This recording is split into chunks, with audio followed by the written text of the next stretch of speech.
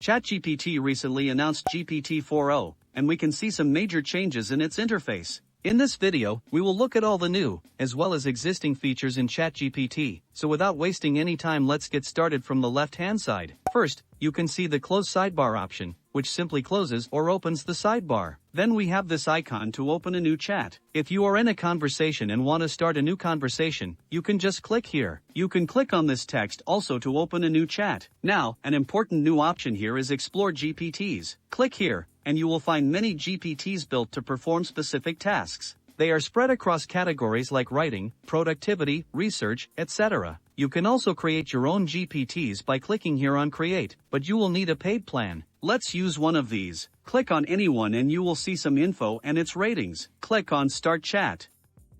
We have some options here. I will click on Graph Mode. The GPT will tell you what it can do. Now let's ask it to plot a graph of a sine wave. Once you use a GPT, it will be displayed here on the left side. Also, you should know that not all of them are free. Some of them are available only under the paid plan.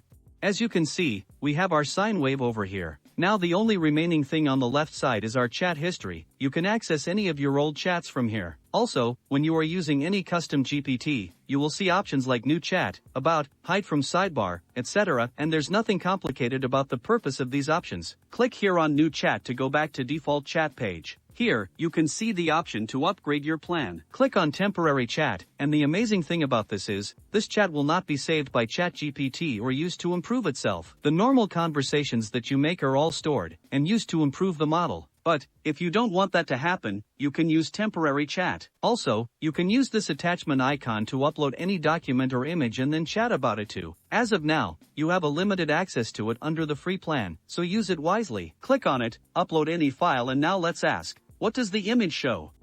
As you can see, we have a detailed description of the flowering plant image that we provided. You can click here to make ChatGPT read out the text. You can copy text, regenerate response, and also change the model with which you will receive the response. Since the previous model was not compatible with attachments, we cannot use it over here. On the top right corner, you can see your profile icon. Also, when you are having a conversation, you will find a share option here to share your conversation with others. You can click on profile icon to see your GPTs that you can make under the paid plan. You can also customize ChatGPT, which means you can give it some information about yourself so that it will respond accordingly in every conversation. You can either enable it for every new chat or disable it. In settings, you will find some general settings. In speech, you can change the voice with which ChatGPT reads out text. Under data controls, you can see improve the model to everyone, which is on by default. This means ChatGPT is using your conversations to improve itself. If you don't want it to do this, you can turn it off. You can also manage your shared links, export your data, or delete your account. Next, we have Builder Profile. You will need this if you are developing your own GPTs. Last, we have security with multi-factor authentication and the option to log out of all devices. And the only remaining option is log out.